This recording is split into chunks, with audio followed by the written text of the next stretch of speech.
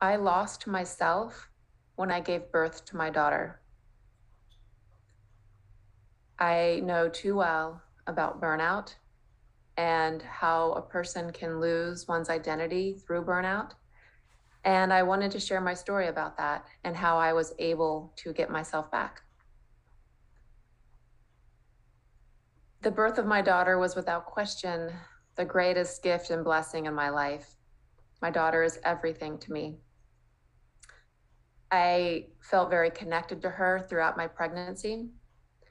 And when she was born, I decided to go along with a method of parenting called attachment parenting, which I never really knew about until my mother-in-law sent me books about it and talked to me about it. And at the time, I felt like she was being a little pushy about it, but I couldn't resist the sense of it. Attachment parenting basically means that you do whatever you can to develop a secure attachment with your child and for your child to have a secure attachment to you.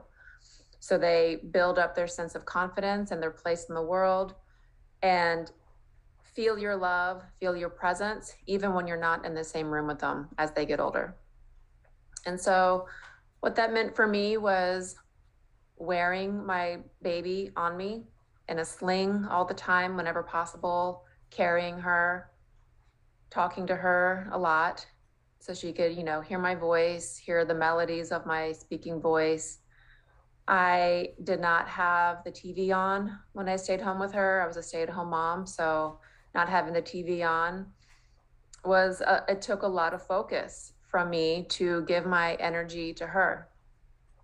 The only time I had sound on that wasn't my voice, it was what I called 4 o'clock music hour, where I would play Depeche Mode songs and get out her toy musical instruments, and we would just have a dance party and play.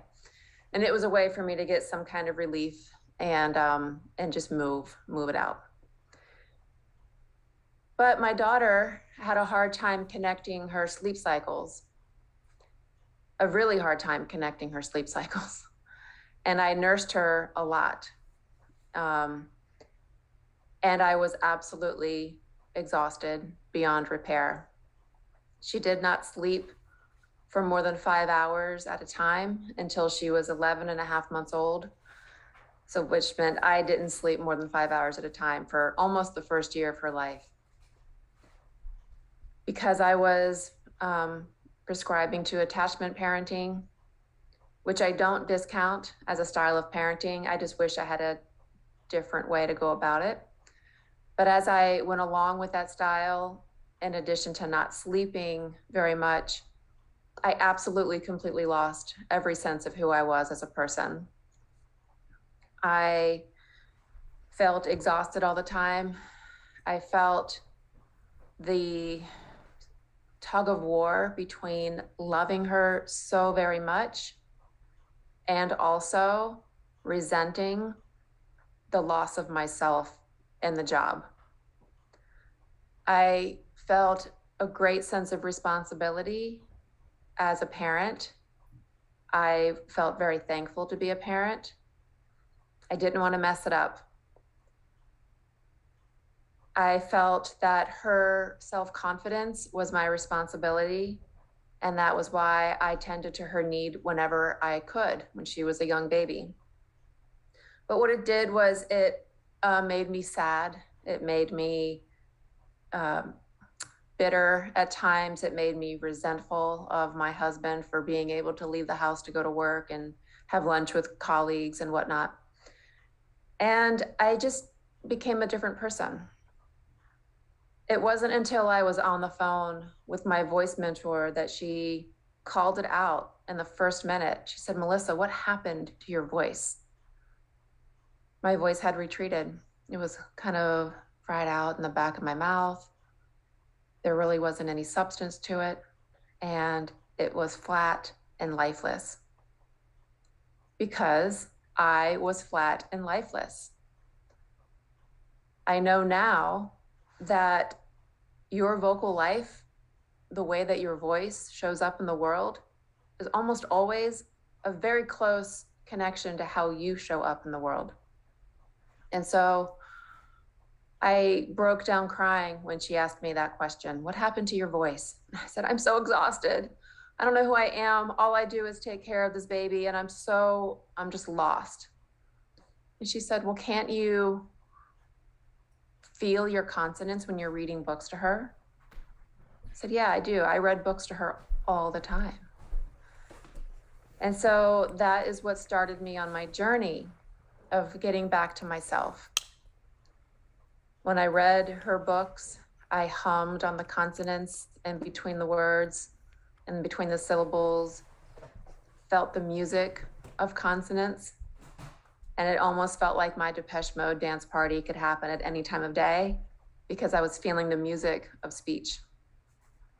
I began to feel the vibrations of my voice in my mouth, which then gave me the feeling of just my vocal tone and developing the pure power of my voice without having to push myself. And through voice work, I was able to feel my voice, feel present through my voice, and feel more of myself in everyday life. And I wanted to share this story with you because a lot of my clients burn out for the same reasons. They are tasked with a responsibility that they absolutely want to step up to do. They don't want to disappoint anybody. They don't want to screw this up. They lose themselves in service of other people. They want to be available all the time to help their direct reports, to help their clients, to get the extra training they need to do the job really well. And before you know it, self-care has gone out the window. Personal relationships have gone in the back seat. And your spiritual life is dimming. And I'm here to tell you, if you identify with that you can absolutely show up as your true self and continue the work that is important to you. I invite you to explore your voice. It's something you can do every time you speak. You don't have to carve out special time in the day to do it. If you speak, you can do embodied voice work to bring yourself back to life. Hum on your consonants. Feel your vocal power without pushing.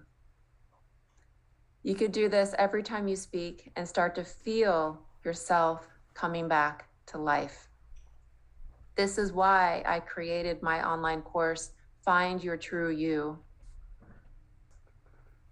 It's a course that has embodied voice work. And through that embodied voice work, I guide you through meditations. And then I give you 3 journal prompts per chapter. So you can get to the heart of how you're feeling, get to the heart of how you're doing when you are showing up through that particular embodied voice practice, and begin to come back to life and show up as your true you so you can sustain that. And so that anytime you ever feel like you're fading because of the immensity of the work you do, you will have the tools to flip the switch and feel enlivened all the time. Feeling yourself as you speak and dedicating your self-care as the first and most important boundary in your life is essential to finding your vibrancy as a person. So I invite you to step into the story. I hope that it resonates with you. I see you, I hear you, I understand you. You're tired, you're working hard, you're burned out, and there's absolutely a way for you to come back. Share your comments below on how this story landed on you, and let me know how I can help. In the meantime, I invite you to check out my course, Find Your True You. There's a link below. And I hope you feel well. Thanks.